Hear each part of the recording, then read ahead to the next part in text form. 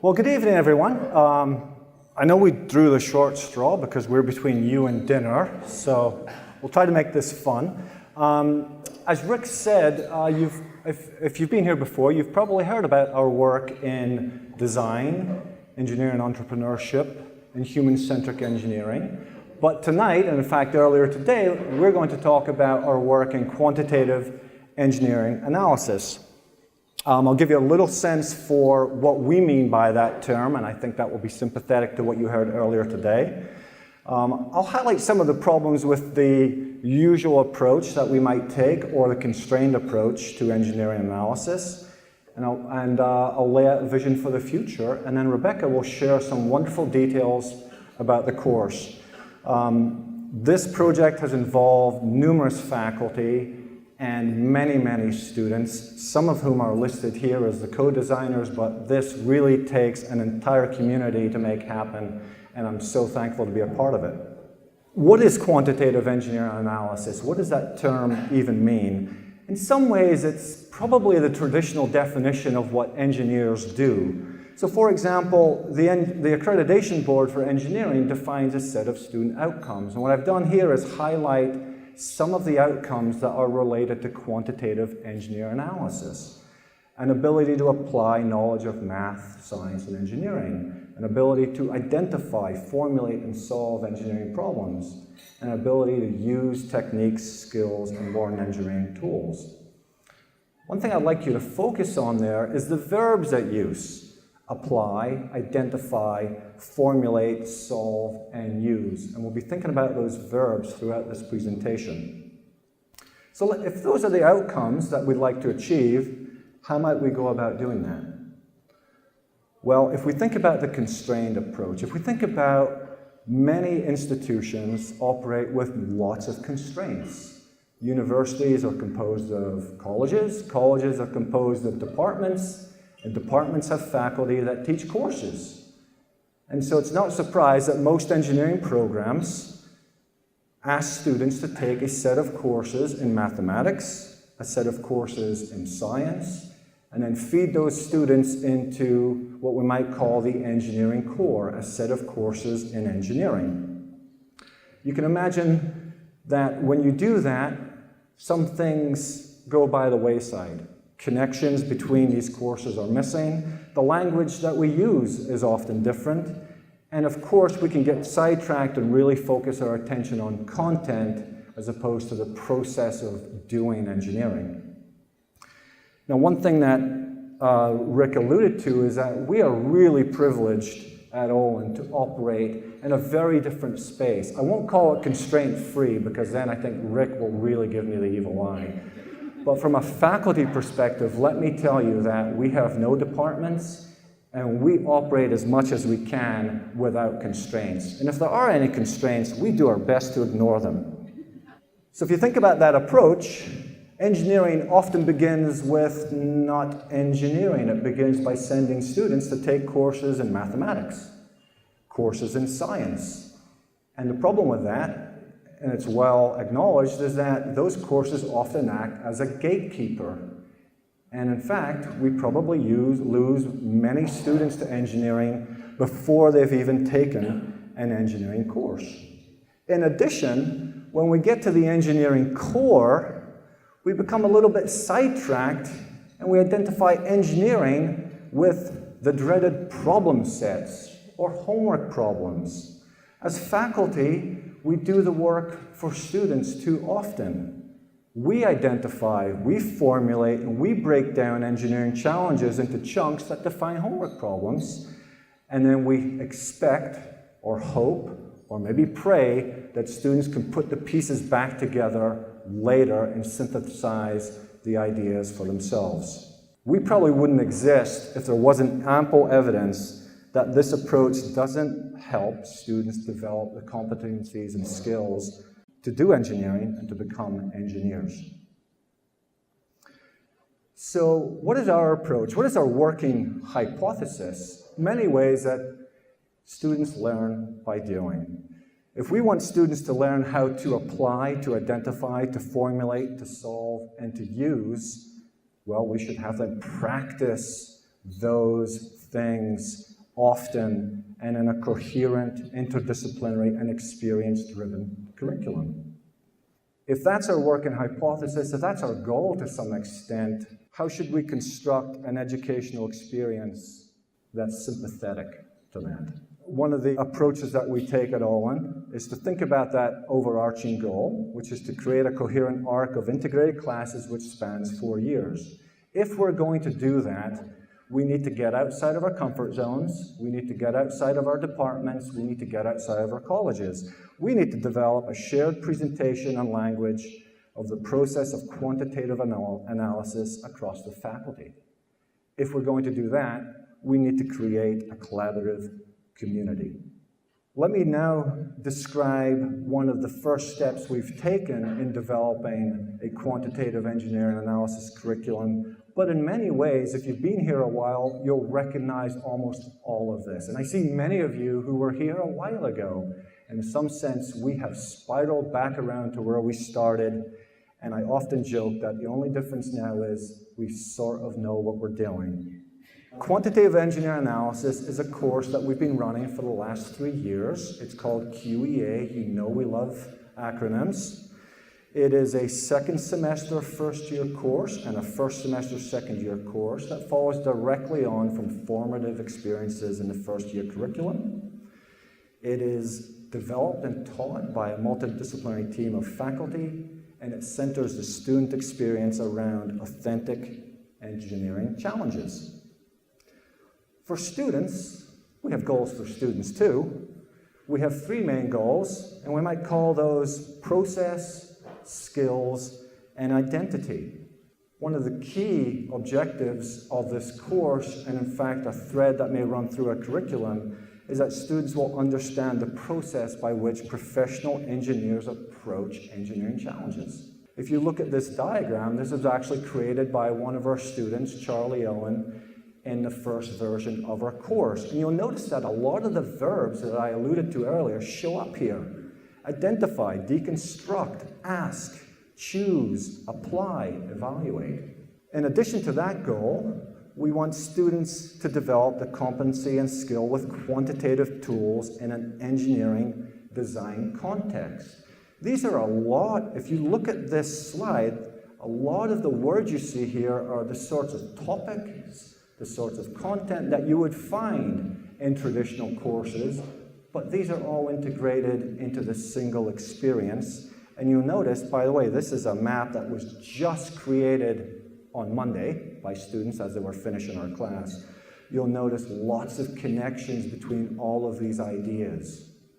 And finally, identity. We want students to be confident and willing to use quantitative analysis tools. We want them to identify as an engineer and put their hand up and say, yeah, I can do that, I can calculate that, I can design you that. I'll now hand over to Rebecca, who will talk about some of the details of our course. Thank you, John. Happy to be talking to you tonight. So I want to tell you about this class that we've created, that's been created by this very large group of faculty and in collaboration with the students in the class. So the class, as John mentioned, is 2 semesters long, and each semester is formed around engineering challenges. The first semester contains 3 modules, each centered around an engineering challenge, and the second semester has 4 modules, each centered around an engineering challenge. In the first semester, just to give you an overview, the modules are to float a boat, where the students have to build a boat. The genesis of this module was actually in a real project that happened at Olin, where students on the robotic sailing team were trying to develop their boat to carry their electronics package, and it kept sinking. And rather than doing the quantitative calculations that they needed to do to stop it from sinking, they just kept iterating on it. So we decided that it might be a good thing for the students to learn how to be able to do the calculations and to learn the fundamental math and physics necessary to do so. The second module is facial recognition software. We all know that data science is a huge topic, really up and coming in engineering, very important for every student to see. And this centers very strongly in that topic area. And the third module in the spring semester, the first semester, is in robot navigation, autonomous robotic navigation, where the students mathematically solve robotic navigation challenges. In the second semester, they encounter 3 challenges again that are scripted, that are somewhat of a higher mathematical level now. The Baby Warmer Project, which is a project that is originated from an affordable design entrepreneurship capstone program from our senior year for Design for the Developing World to create a neonatal intensive care unit that will support a hypothermic infant. The Fitbit, so you all know Fitbit, so the little bracelets that you wear that count your steps and tell when you're walking stairs. So we have a module that's centered around the mathematical and engineering challenges of that problem. And lastly, the Segway project. Okay, so you know what a Segway is. It's one of those things that you ride on that sort of stands up. Okay. The final project is a student choice project, an independent project where the students take what they've learned and done and the processes that they've learned over the course of these 6 modules, and they take this further and they develop their own understanding of this process and the application thereof. In each one of these modules, the students go through that process of engineering quantitative analysis. They go through the process of breaking down the problem, figuring out what they need to learn, learning it, and then executing on the challenge. So I want to go a little bit deeper in a few of these challenges just to give you a sense of the student experience in this class. Okay, so the first module, to float a boat. So in this, the students walk in on the first day of the class, and they're confronted with a challenge, their engineering challenge for this module. They're told that they need to build a boat. They need to build a boat that floats and carries a cargo about 1 kilogram. It needs to float level, and it also needs to be stable so that you can take the boat and you can invert it below the horizontal to 120 degrees, release it, and it will right itself. But if we put it past 140 degrees, it will invert, not universally stable. This is a significant engineering challenge, especially for first-year students. We show them up on the first day. We tell them this challenge and we say go. And we give them 2 hours and some foam.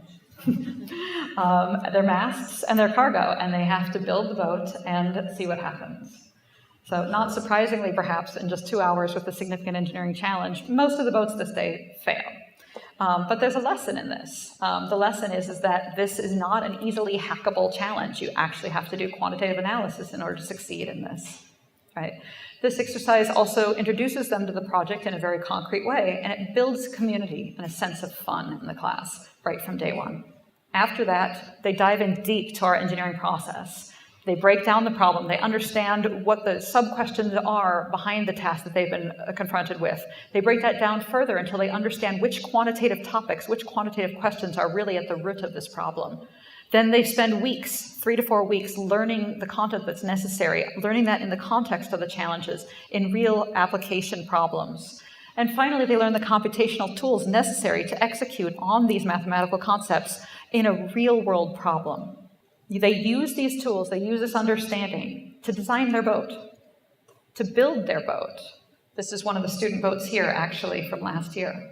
On the final day, they walk into class with their boats. They are not allowed to test them in advance. They have to trust their calculations. They have to trust that they know that their boat will succeed in the challenge. They put their boat in the water in front of all their peers. They test it against the design goals of the challenge, and the vast majority of the boats succeed. It's a very exciting moment that really teaches the students the power of quantitative analysis in engineering. Moving on to the second semester, one of the modules here, as I mentioned, is this Fitbit module. So the Fitbit counts your steps, says when you're walking, when you're running, when you're climbing stairs. The students for this are challenged to take a smartphone and use the sensor suite that is on the smartphone to develop an application for the smartphone that provides value to a user. So by doing this, by designing this application, by thinking about how do they provide user value by using the sensor suite on the smartphone, they're actually making direct connection to things that they've been taught in their design and entrepreneurship curriculum here at Olin. And you might say, well, okay, but this is a quantitative engineering analysis. What does that have to do with design and entrepreneurship? Well, lots. Because in order to actually make this happen, they have to do signal processing, learn Fourier transforms. They have to learn motion models and coordinate transforms in order to actually be able to take the information from the smartphone and turn it into value. So they're developing an understanding of the power of the quantitative tools to actually operate in a design and entrepreneurship world. The last of the scripted modules in QEA is the one based on the Segway. So this is an inverted pendulum control problem. So here you can see our co-instructors, Paul Ruvolo and Sartan Govindasamy, who's here up front, demonstrating the inverted pendulum. So the inverted pendulum is a problem where you have to put a pendulum upside down and you have to balance it there. The students encounter this problem by using who we actually refer to as Rocky, the inverted pendulum robot. This is an Arduino platform, which is nothing more than what it looks like. It's a little tiny microcomputer attached to weights with wheels on the bottom. That's all they get. They get to write the control system. They have to understand the mechanical and dynamical properties of this system and write a second order or higher order control system that will control the behavior of this robot and guide it through a number of rather ambitious challenges. So we call this the Robot Olympics. So this is an authentic current engineering challenge that the students can really see in modern technologies, the hoverboards and the self-balancing wheelchairs, right? This is an advanced engineering context that many engineering students will not see till their junior or senior year, and even then they'll only usually see it in lectures and problem sets, not actually encounter it, right? The students in our class get to actually figure out what the control system is, implement the control system, and then face the challenges.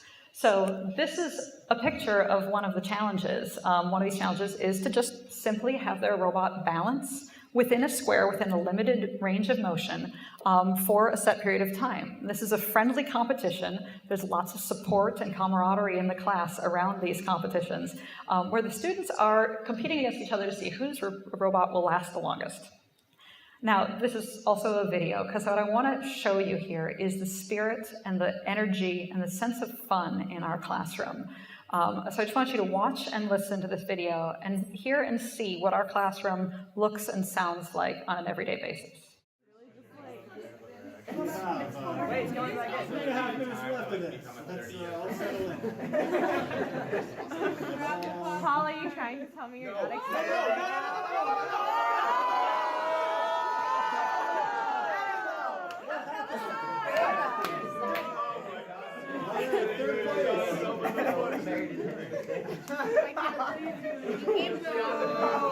Oh, wait, we're going to me.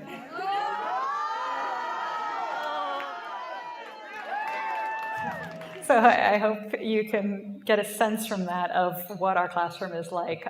Fun is a huge part of everything we do in this class. All right, lastly, the students are confronted with an independent project where they take what they've learned further and in a direction of their choice. They create their own engineering challenge that they need to decompose, understand what it's made out of, learn what they need to know by writing their own problem sets, which I believe is an idea that I can attribute to Gil Pratt as one of the first people to come up with the idea of students writing their own problem sets at Olin. And then they execute on these problem sets, they figure out how to solve their challenge, and they complete the challenge. You can see just some examples here of student projects from this final step in the class. This enables the students to have confidence in their ability to apply these concepts beyond the context of the class as they go further into their engineering studies.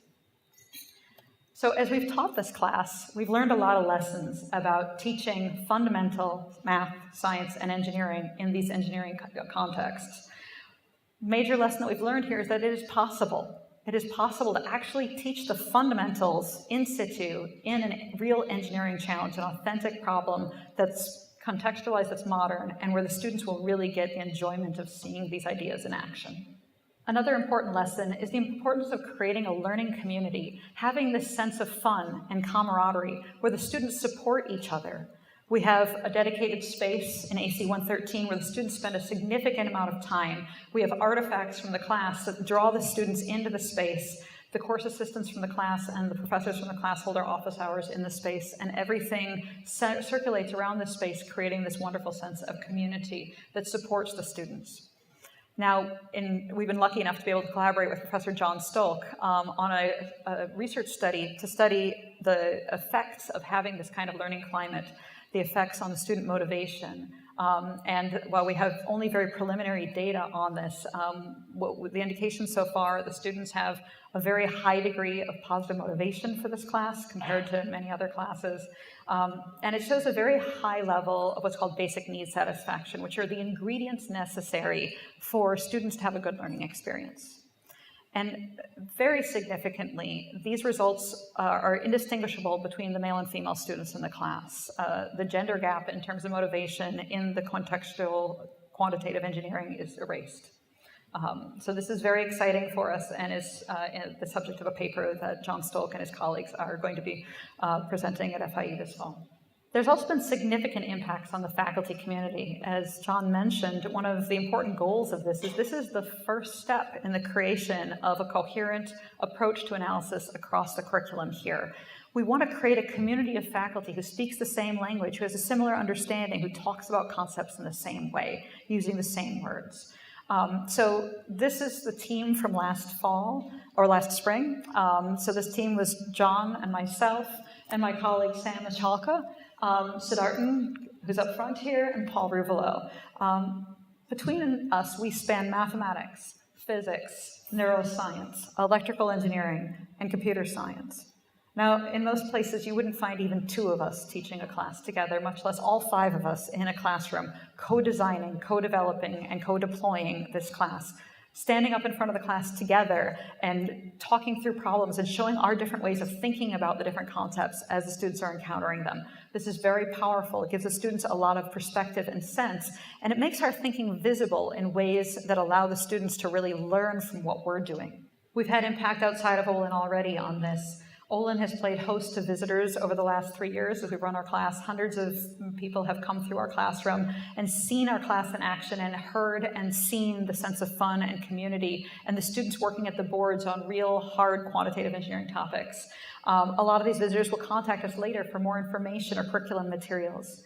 We've also presented at workshops in various venues, and we have more scheduled coming up, and we have 2 papers in process on the results of this. We've also played host to faculty from Awadabad University who've actually helped co-design the class with us and deployed it.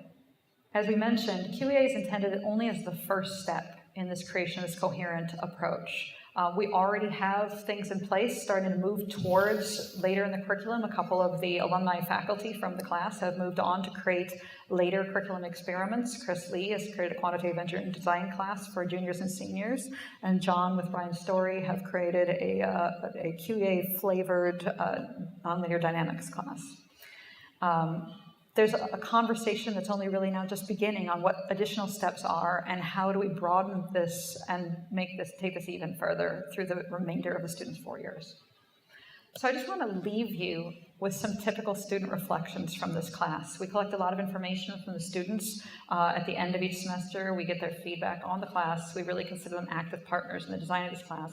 And these are actually typical reflections from students in this class on their learning, on process, on content, on the development of their identity as engineers and people who can actually calculate things. So that's the end of our talking to you. There is a very recent video which has been made by Anne-Marie Dorning and some of the people in our marketing department, which captures more of the sense and spirit of this class, and I believe a link is going to be sent to you all showing that, and so I highly encourage you to look at it. And of course, we're happy to answer any questions. We also have many QEA students here in the audience who I'm sure would be happy to talk about their experiences. Thank you very much.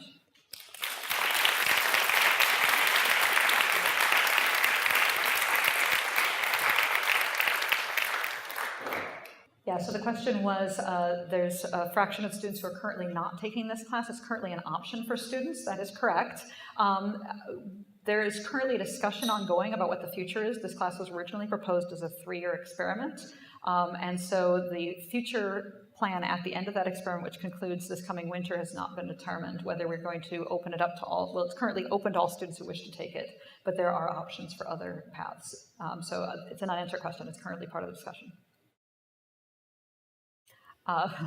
So the question is how does this grow within the curriculum, whether needs does it meet? Again, this is part of the ongoing discussion. We're in the process of sort of broadening the group of faculty that are part of this conversation, really trying to draw in all people who work within what we would call engineering analysis, which is actually a very broad range of people. There's many more faculty who wish to cycle through teaching this class and become part of the experience. And so I think the answer is we don't really know, and we're really open to ideas as people come through the class and are inspired by what we're doing there. As I said, people are already starting to create follow-on classes that are inspired by this, and I think that that will sort of let this evolve organically and as part of a larger conversation in the faculty. how do we bring this out to the greater educational community outside of Olin? What artifacts can we create around this? So, as I said, we have had requests for educational materials from this class. This class exists as a whole entity on the course website Canvas, which has a possibility of publishing materials on Commons. And what I've done so far is actually just to share the materials with people who've asked specifically. So the course materials in the case of our class, we don't have a textbook per se, as you can guess. It's not really a textbook that would fit this.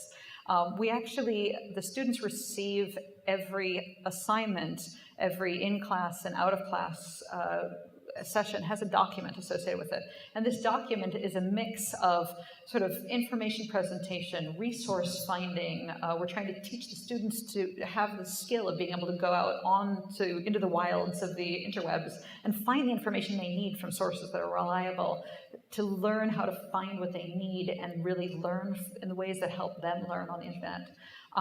And so we provide them with keywords, we provide them with some resources and ideas of places to look, as well as our own presentation of the content they need. And interspersed with that is exercises that vary from introductory and mechanical exercises of executing on these mathematical topics, all the way up through some sort of mini project exercises that really get them at the real application of these concepts. So these documents are available. They're something that just about anybody could take and run with or adapt to what they're doing. And even the format of it is something that other people might consider working with. It's hard to capture in this setting, and fortunately we have lots of QEA students here that can share their own thoughts, but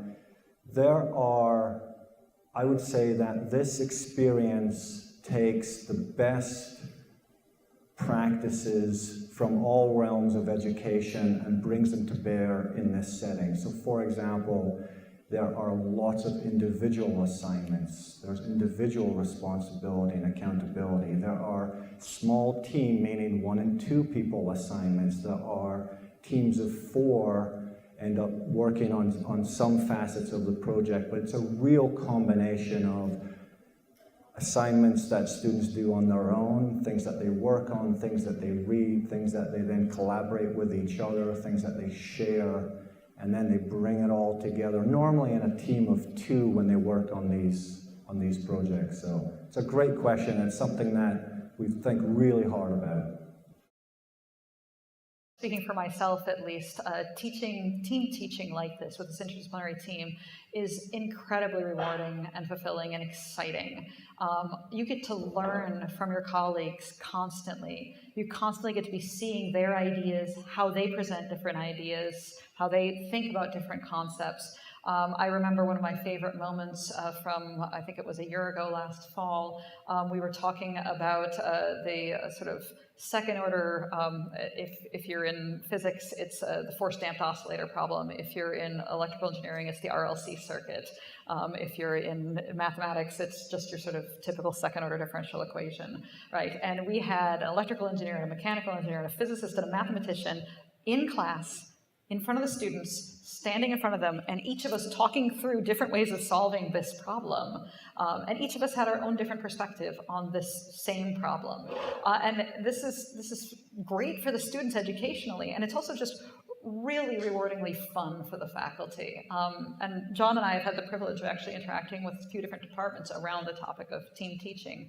And the people that we've interacted with there have also reflected this, that when you team teach and you get to be learning from your colleagues and you get to be accepting and aware of not being the expert in the room, but actually being able to model a learning process for the students, that's incredibly powerful.